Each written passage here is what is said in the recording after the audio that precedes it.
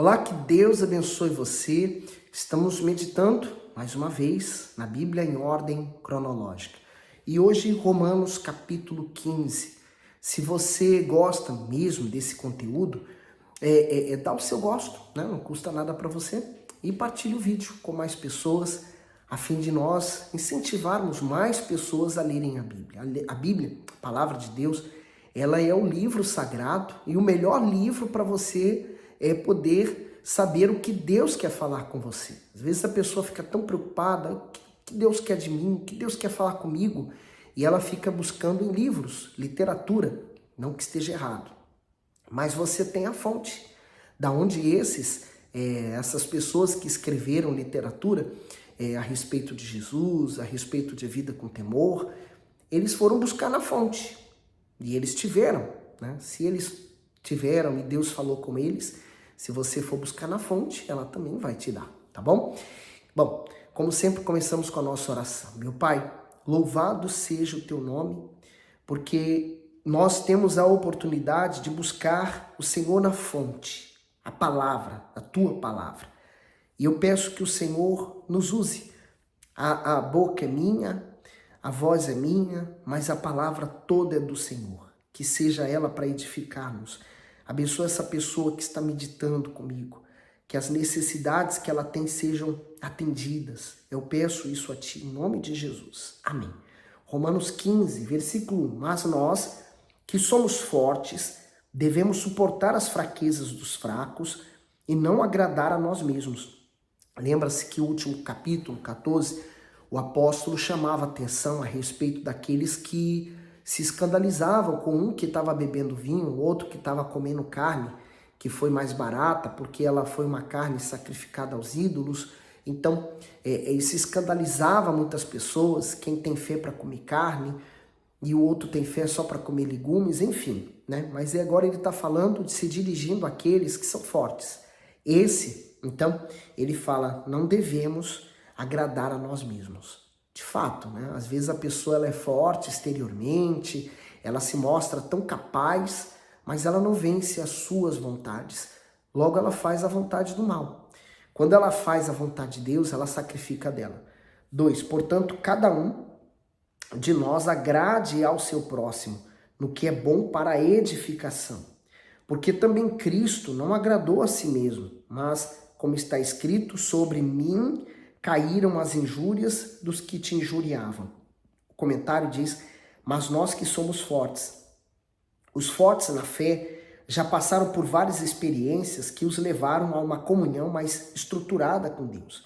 Por essa razão, são maduros o suficiente para suportar com paciência a falta de espiritualidade e de discernimento dos fracos.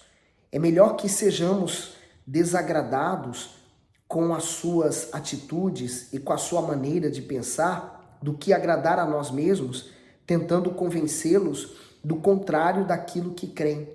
Se começarmos a discutir as opiniões e os pontos de vista de cada um, deixaremos de lado aquilo que realmente importa para o crescimento espiritual, a palavra de Deus.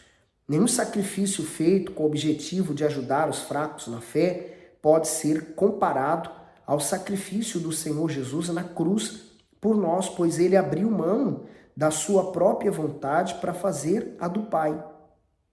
Se ele tivesse pensado em si mesmo, ninguém seria salvo.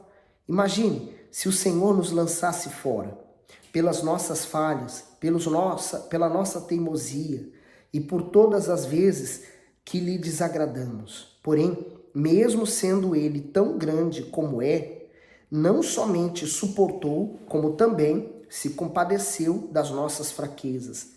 É dessa forma que devemos proceder em relação aos que não têm uma fé bem definida. Então, é por amor, né? O amor ao próximo. É ele que dita, né, as minhas vontades. Eu não vou fazer algo que vai escandalizar a outra pessoa.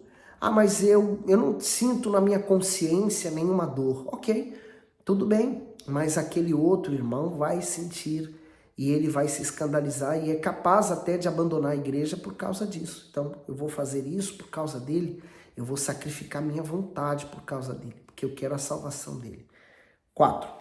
Porque tudo o que dantes foi escrito para o nosso ensino, foi escrito para que pela paciência e consolação das Escrituras tenhamos esperança. Ora, o Deus da paciência e consolação vos conceda o mesmo sentimento uns para com os outros, segundo Cristo Jesus, para que concordeis a uma boca, glorifiqueis ao Deus e Pai de nosso Senhor Jesus Cristo.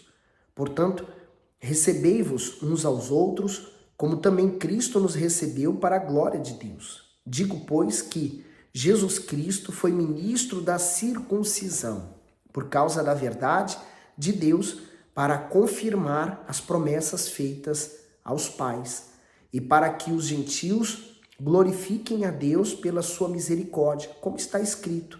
Portanto, eu te louvarei entre os gentios e cantarei ao teu nome. E outra vez diz, alegrai-vos, gentios, com o seu povo. E outra vez, louvai ao Senhor todos os gentios e celebrai-o todos os povos. Outra vez diz Isaías, uma raiz em Jessé haverá, e naquele que se levantar para reger os gentios esperarão. Ora, o Deus de esperança vos encha de todo gozo e paz em crença, para que abundeis em esperança pelo amor do Espírito, pelo poder do Espírito Santo. Comentário do 13, Deus de esperança. Outrora, os gentios não tinham esperança de perdão e de salvação, pois andavam longe de Deus. Porém, o plano de redenção do Altíssimo trouxe esperança a toda a humanidade.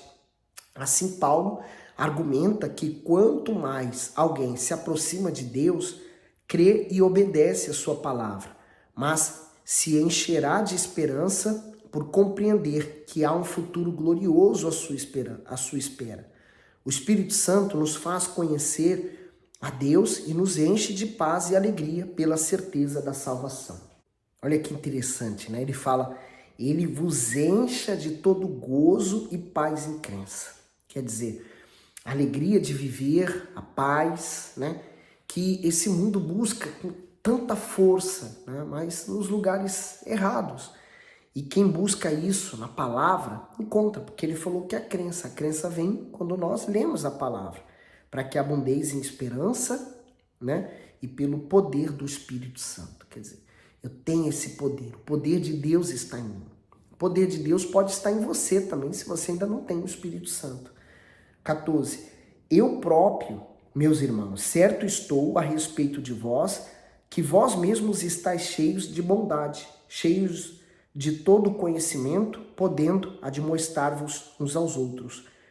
Mas, irmãos, em parte vos escrevi mais ousadamente, como para vos trazer outra vez isto à memória, pela graça que por Deus me foi dada, que seja ministro de Jesus Cristo para os gentios, ministrando o evangelho de Deus, para que seja agradável a oferta dos gentios, santificada pelo Espírito Santo. Os gentios naquela época eram aquelas pessoas que não faziam parte, né, da cultura judaica, né, que não eram judeus, eles eram de outras nacionalidades, então gentios.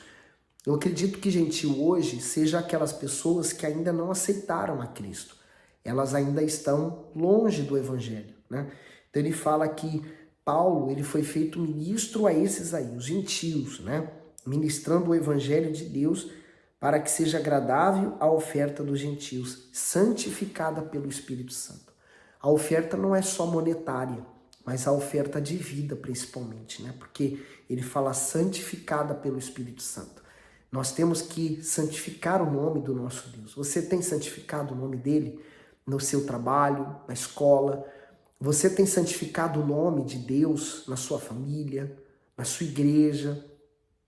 E ele continua aqui no 17. De sorte que tenho glória em Jesus Cristo nas coisas que pertencem a Deus. Porque não ousarei dizer coisa alguma que Cristo por mim não tenha feito, para fazer obedientes aos gentios por palavra e por obras. A glória do apóstolo Paulo não estava no título que ele tinha, né, de fariseu, mas estava em obedecer, né, nas coisas que pertenciam a Deus. O versículo 19, pelo poder dos sinais e prodígios e pelo poder do Espírito de Deus, de maneira que desde Jerusalém e arredores até ao Ilírico, tenho pregado o evangelho de Cristo. E desta maneira me esforcei por anunciar o evangelho, não onde Cristo foi nomeado, para não edificar sobre fundamento alheio. O comentário diz: ministro de Jesus Cristo, na sua missão de conduzir os gentios à salvação, Paulo se esmerou em prepará-los como uma oferta ao Senhor por meio da ministração do evangelho. Ele se considerava um sacerdote diante de Deus em relação à salvação dos gentios. Por isso, continuamente, apresentava a ele a sua oferta, representada por pessoas ganhas para o Senhor Jesus, por meio da pregação da palavra e dos sinais e prodígios do Espírito Santo, muitos se convertiam ao Senhor. Assim, o servo do Altíssimo é como sacerdote, porque o seu ofício é apresentar a Deus a sua oferta em forma de pessoas sofridas e aflitas que necessitam de salvação. Não há um dia que o servo fiel deixe de orar ou de falar do Senhor Jesus. Pode ser um familiar, um amigo, um colega de trabalho, vizinho ou conhecidos. Afinal, ele sabe que essa é a oferta que sobe a Deus como cheiro agradável. Além disso, compreende que, como sacerdote, o seu ofício sagrado é oferecer essa oferta a Ele. Se o fundamento de uma pessoa é a sua religião, então ela vai defender a sua religião. Normalmente a pessoa diz: eu sou desta religião. Pronto. Ela já criou uma barreira ali intransponível, né? Então ela já separou. Se você não for da mesma religião que a minha, não temos conversa. Você para mim é um estranho, é um inimigo. Quer dizer, Deus não criou uma religião que separa as pessoas. Pelo contrário, Cristo, ele une e nos tornamos uma só igreja, né? Mas a denominação daquela pessoa pode separá-la de Cristo. Quantas vezes eu mesmo, né, na minha religião tradicional, eu dizia ser dela, mesmo não praticando completamente ela, mas eu dizia ser isso para fechar a conversa, né? Para aquela pessoa que estava ali tentando me evangelizar, por exemplo, não seguir com a conversa. E assim as pessoas, elas criam barreiras para que as outras, para que o evangelho, o próprio evangelho de Cristo não chegue para ela. Quer dizer, é como é que eu posso dizer? Mas ela se fecha no mundo dela, né? 21. Antes, como está escrito, aqueles a quem não foi anunciado o verão, e os que não ouviram o entenderão. Por isso também muitas vezes tenho sido impedido de ter convosco. Mas agora não tenho mais lugar nestas regiões e tenho já há muitos anos grande desejo de ter convosco. Quando partir para a Espanha, irei ter convosco, pois espero que de passagem vos verei, e que para lá seja encaminhado por vós, depois de primeiro em parte me satisfazer da vossa companhia. Mas agora vou a Jerusalém para ministrar aos santos, porque pareceu bem a Macedônia e a Caia fazerem uma coleta para os pobres dentre os santos que estão em Jerusalém. Isso lhes pareceu bem, como devedores que são para com eles, porque se os gentios foram participantes dos seus bens espirituais, devem também ministrar-lhe os temporais. Assim que, concluindo isto, e havendo-lhe consignado este fruto, de lá passando por vós, irei à Espanha. E bem sei que, indo ter convosco, chegarei com a plenitude da bênção do Evangelho de Cristo. E rogo-vos, irmãos, por nosso Senhor Jesus Cristo e pelo amor do Espírito, que combatais comigo nas vossas orações por mim a Deus. Quer dizer, orar pelo seu pastor. Você tem orado por ele, pedindo para que Deus o abençoe, o guarde, o livre do mal. E ele fala, né? Rogo-vos, irmãos, por nosso Senhor Jesus Cristo e pelo amor do Espírito, que combatais comigo nas vossas orações por mim. Quer dizer, para que as orações também sustentem o servo de Deus na fé. 31. Para que sejam seja livre dos rebeldes que estão na Judéia e que está minha administração. Que em Jerusalém faço seja bem aceita pelos santos, a fim de que pela vontade de Deus chegue a vós com alegria e possa recriar-me convosco. E o Deus da paz seja com todos vós. Amém. Comentário: o Deus da paz. O apóstolo Paulo se refere ao Senhor como Deus reconciliador. E quando diz com todos vós, ele tem em mente que a reconciliação com Deus foi dispensada tanto a judeus quanto a gentios. Isso significa que a sua reconciliação é oferecida a todos, sem distinção. Contudo, a condição para ter a paz que Deus oferece é crer no seu Filho e recebê-lo como Senhor e Salvador, pois foi o seu sangue na cruz que aplacou a ira divina contra a humanidade e tornou possível a reconciliação com Ele. O Deus da reconciliação. O Senhor Jesus, Ele nos reconciliou com Deus. Se você lê nos evangelhos, você pode observar que quando Jesus na cruz disse está consumado, Deus rasgou aquele véu do templo. O véu, ele era tão pesado, tão espesso, tão grosso, que seria impossível, humanamente falando, alguém o rasgar. Mas ele foi rasgado por Deus, né? Deus o rasgou, demonstrando assim, o caminho agora está aberto, né? Agora a minha presença, ela pode ser, qualquer pessoa pode se achegar a mim.